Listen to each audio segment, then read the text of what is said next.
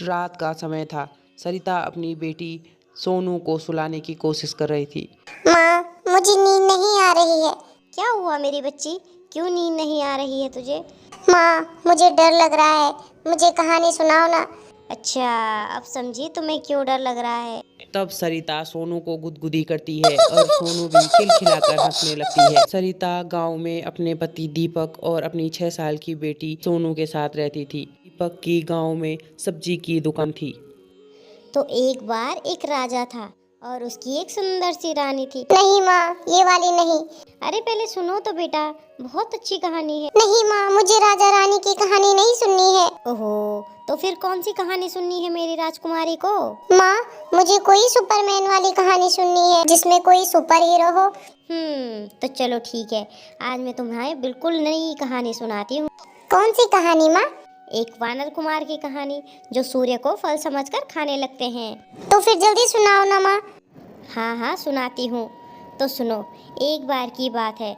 तब सरिता सोनू को हनुमान जी के बचपन की कहानी सुनाती है और सोनू को ऐसी ही कहानियां पसंद आती हैं।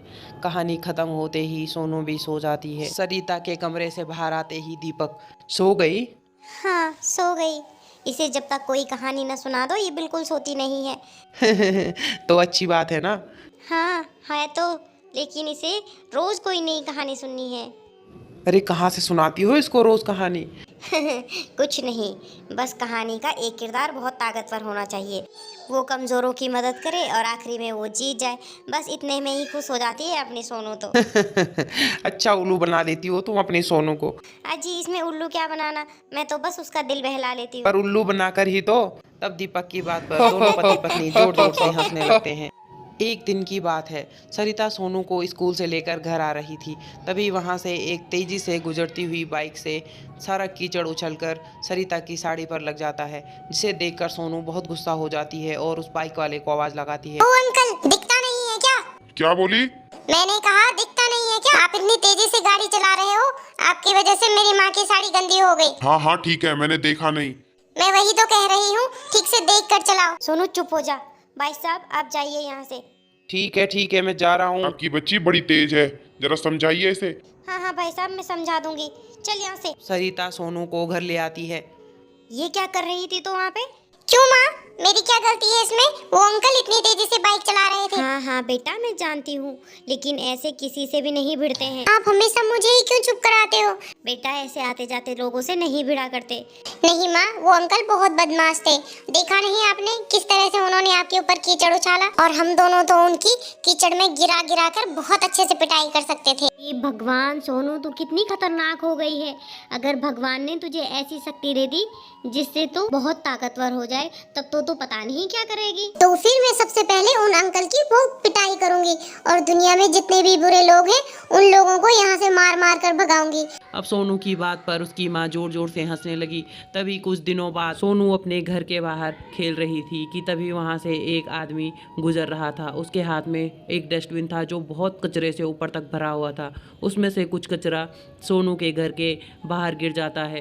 तभी सोनू उस आदमी को रोक कर कहती है, अंकल, आपका कचरा गिर गया है, इसको तो उठा लो। ध्यान से ले जाओ अंकल, कचरा पूरा गिर रहा है। कहाँ? ये मेरा कचरा नहीं है।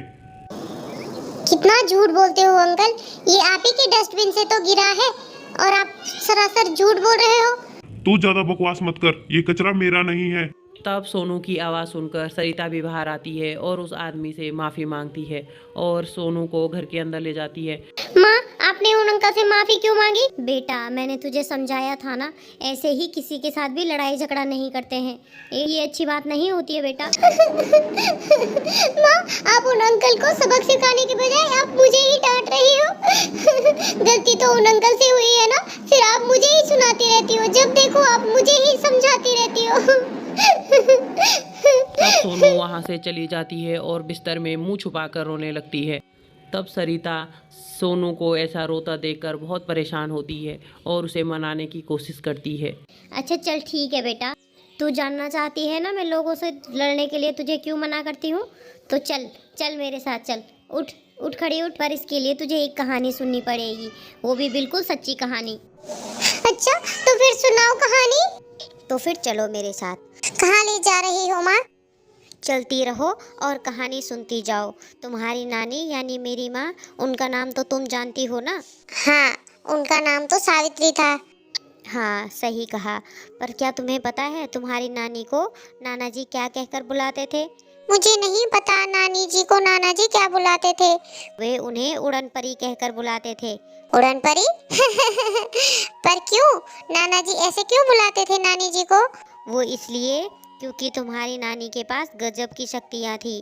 वो आसमान में जहाँ चाहे उड़ सकती थी और भारी से भारी सामान बस एक हाथ से उठा सकती थी। क्या सच में माँ?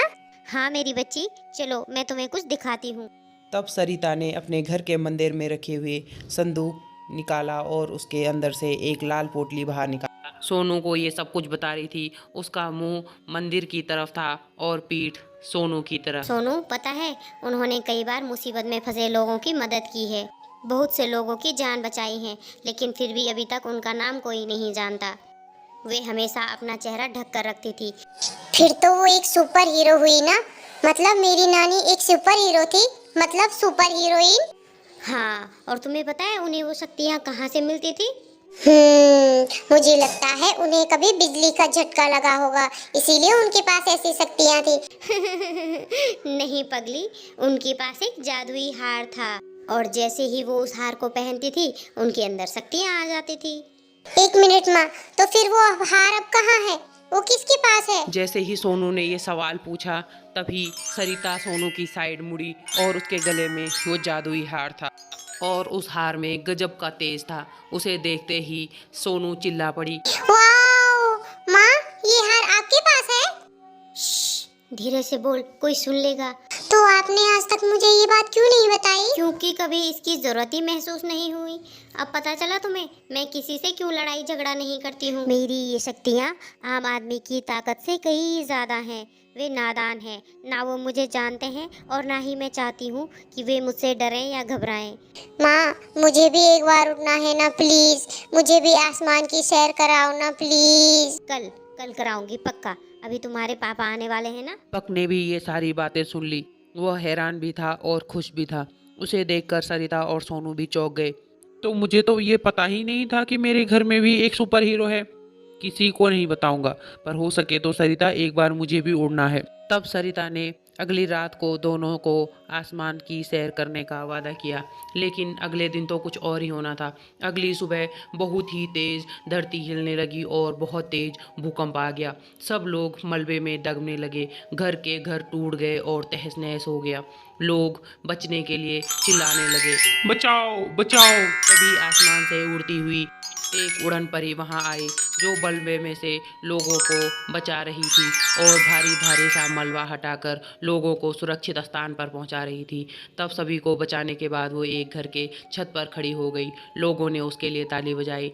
लोगों को नहीं पता कि वह कौन है, लेकिन दीपक और सोनू अच्छे से जानते थे कि वह सरिता है, वो सुपर वुमेन है। Like, comment, share and subscribe.